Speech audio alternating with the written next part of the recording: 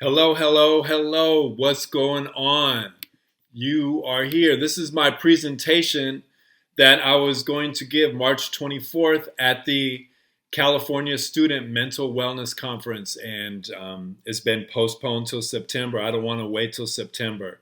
So here it is. The title is Elevate Mental Wellness Skills Equal to Algebra and Essay Writing. That's where I'm going with all this stuff.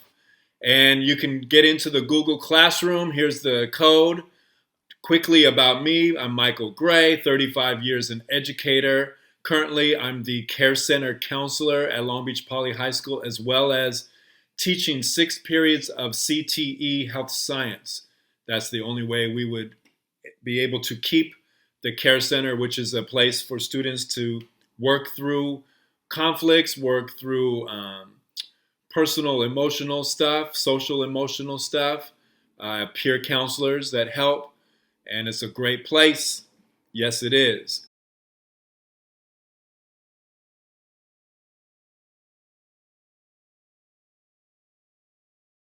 Here we go. I like to start with a little bit of humor.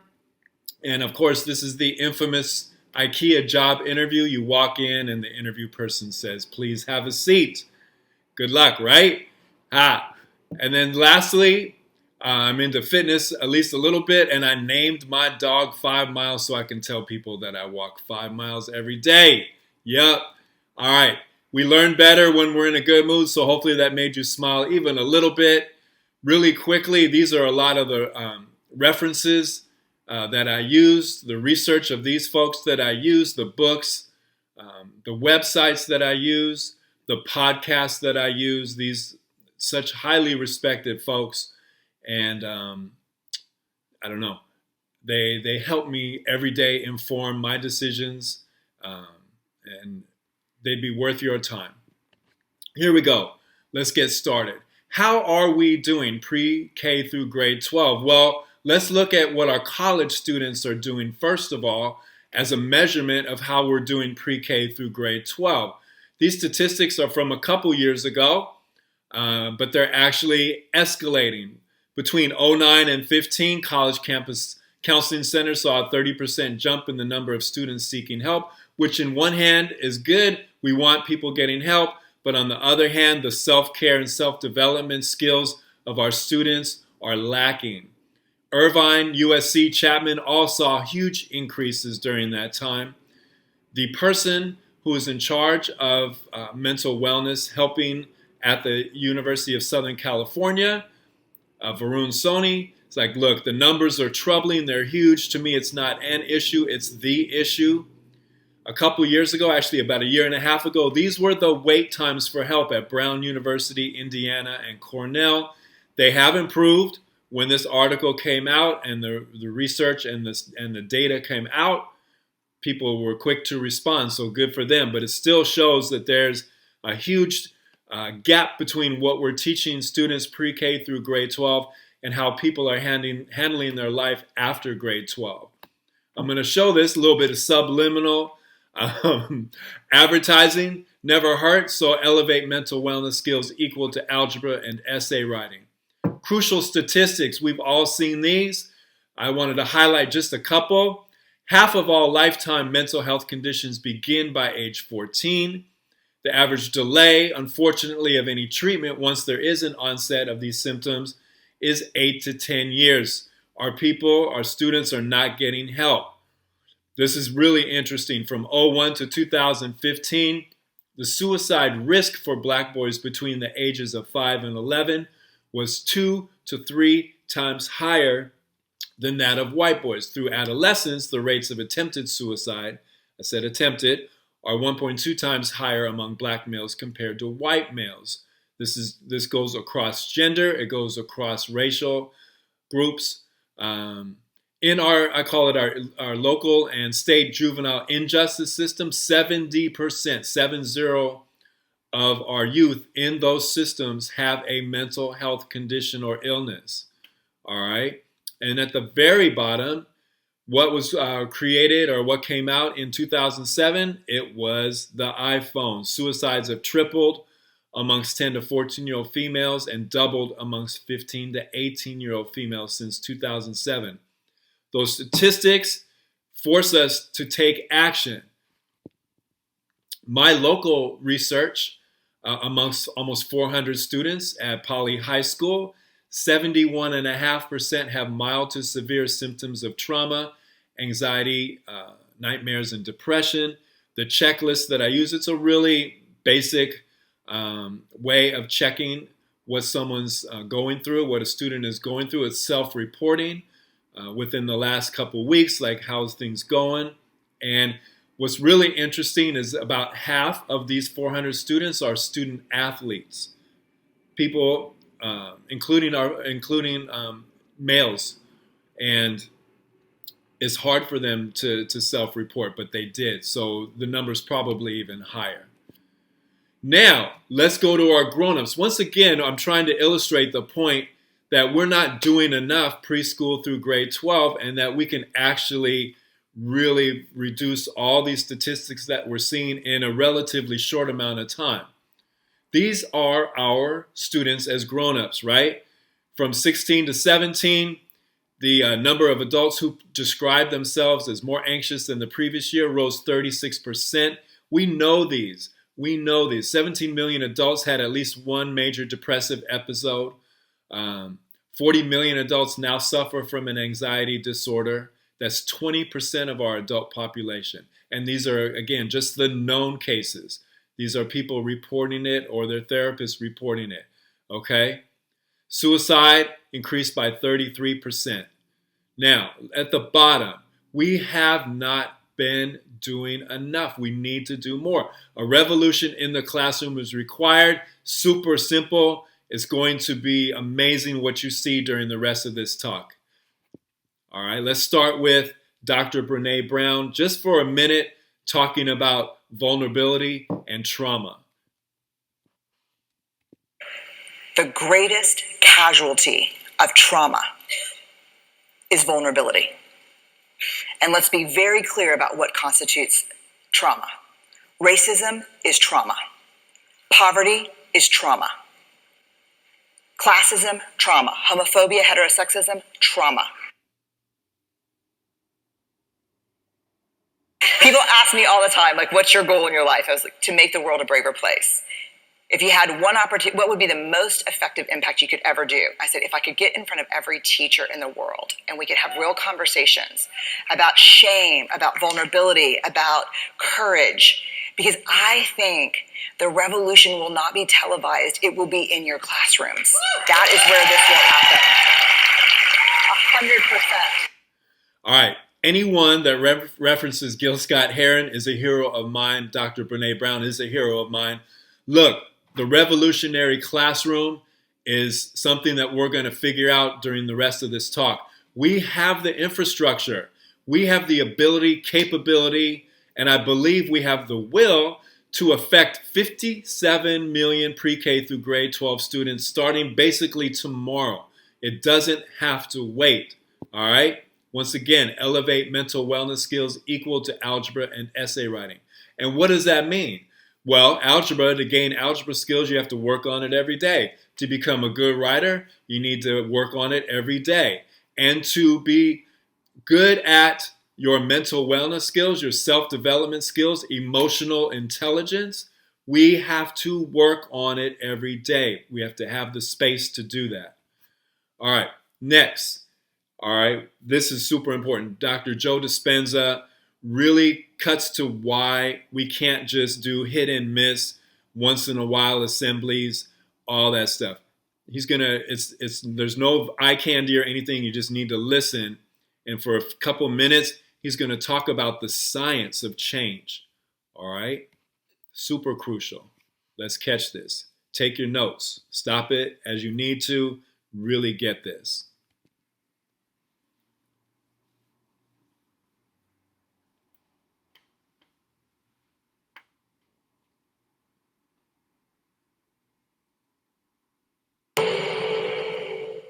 Well, 90% of the thoughts that we think on a daily basis are the same thoughts as the day before. So if you think that your thoughts have something to do with your destiny, and 90% of your thoughts are the same known thoughts that you're always thinking, then your life should stay the same. Because the same thoughts lead to the same choices. The same choices lead to the same behaviors. The same behaviors create the same experiences. The same experiences produce the same emotions. Those same emotions tend to influence the way we think. And our biology, our neurocircuitry, our neurochemistry, our hormones, and even our gene expression is equal to how we think, how we act, and how we feel. And how you think, how you act, and how you feel is called your personality. And your personality creates your personal reality. That's it. If you want to create a new personal reality, a new life, you're going to have to change your personality. And you got to start thinking about what you've been thinking about and change it. You got to become aware of your unconscious habits and behaviors, even how you speak. Then you have to look at the emotions that you live by every single day and decide, do these emotions belong in my future? So many people try to create a new life as the same person. In order to create a new personal reality, you got to change your personality. So the principle in neuroscience says that nerve cells that fire together wire together, thinking the same way, making the same choices, demonstrating the same actions, creating the same experiences that stamp the same networks of neurons into the same patterns, all for the familiar feeling called you. And you do that for 10 years in a row. Well, you're going to hardwire your brain into a very finite signature because you're firing and wiring that way. And that box in the brain, that becomes our personality, becomes our... Are you listening to this, right?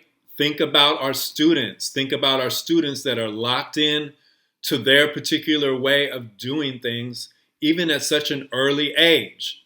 All right, let's keep going. He's almost done. Box in the brain that becomes our personality, becomes our identity. And by the time we're 35 years old, for the most part, we've done something so many times that the body now knows how to do it as well as the mind, and that's a habit.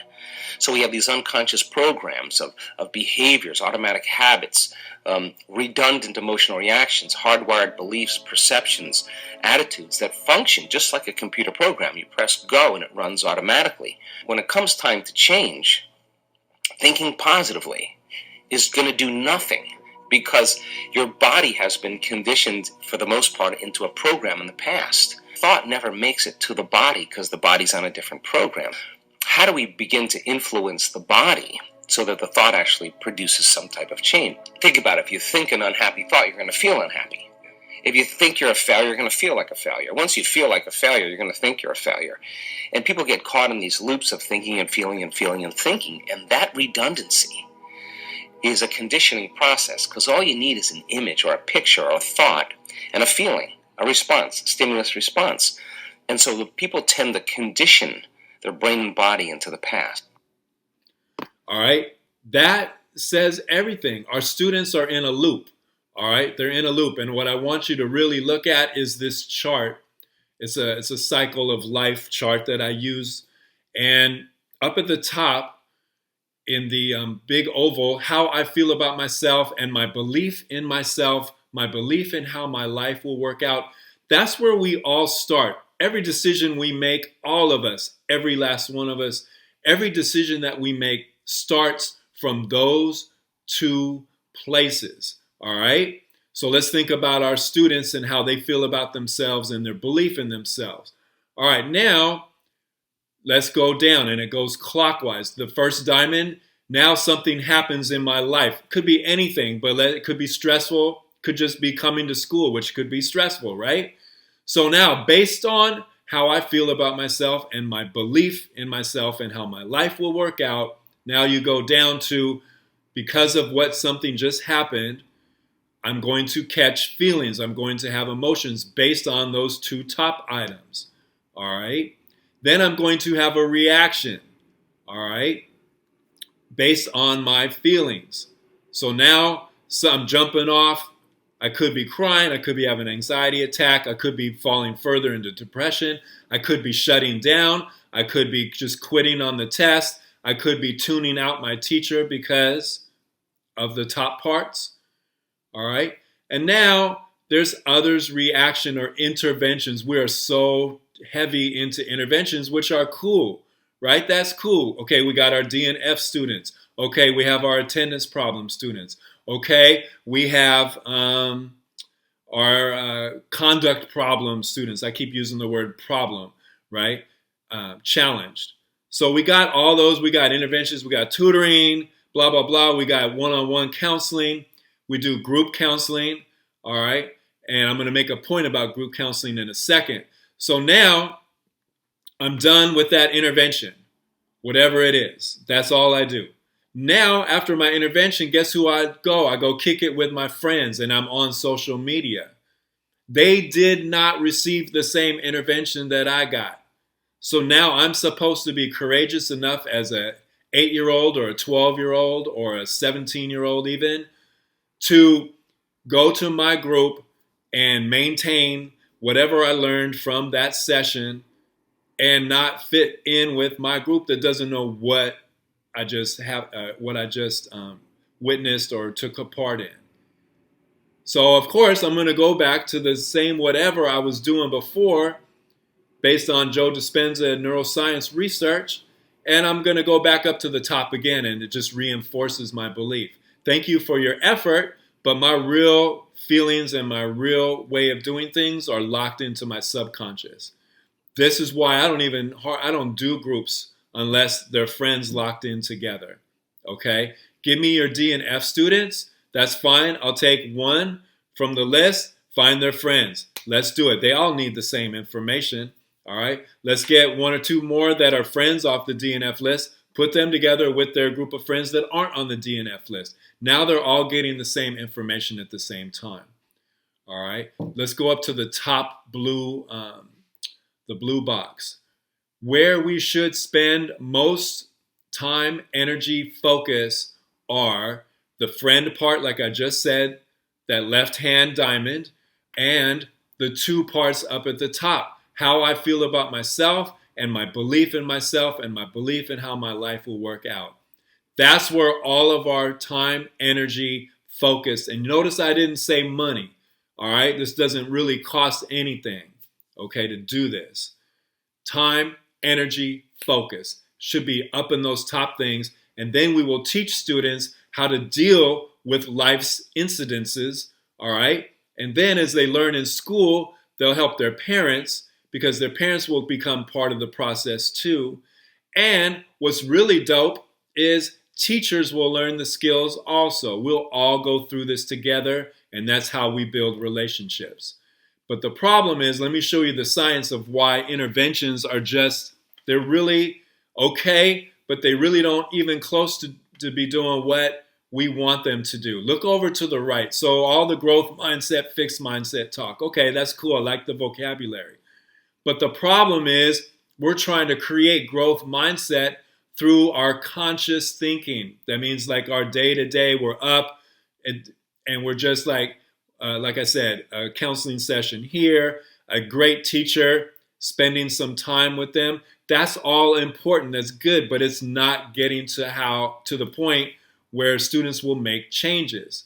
All right. Why? Because it's only 5% of our daily thinking, and it's a weak part of our thinking. It's not the most powerful part. All right. We can get there. We can get to part of it, but that requires our students to learn meditation and breathing and visualization, which I believe is totally learnable. I've taught hundreds of students already. Where we need to spend our time is over on what is really the fixed mindset. It's our subconscious, or as Joe Dispenza calls it, our body. All right. This is unfortunately developed from the third trimester up through about the age of 6, sometimes 7. And it's where we can't totally make sense of stuff. So we're constantly absorbing and storing away, stashing away memories, thoughts, all that stuff. And that is what we use to inform our thinking for the rest of our lives. Okay? Unless we're willing to create new habits. This is where our habit loops come from. It is the most powerful part of our thinking, 400 billion bits of information per second. And how do we do it? Daily mental wellness skill building, the same as times tables, the same as learning a foreign language, the same as learning, like I said, math times tables, the same as all that stuff. There's no reason why we can't do it. At the bottom, you see why it doesn't work. It doesn't work. We're trying to create a growth mindset through the weakest mode of thinking. All right? Here, get out of your fixed mindset. Okay, but then we don't do anything to to create a new subconscious or new skills and new habits in our subconscious. That's where we need to get to. All right. And the evidence is huge. Our achievement gap, the so-called achievement gap, is still astronomical. There's no reason for it other than our students need more effort, time, and energy and learning in how I feel about myself and how I feel about how my life is going to work out. At our school, at Poly, we're actually doing pretty good in terms of students feeling connected to the school, and we're still at 33% don't feel connected. That's nothing to like be cool with. It's not. All right. So that's the end of the first part of this. We're going to take a quick break. Then we're going to move on to the next part. Let's watch that right there. Man. All right.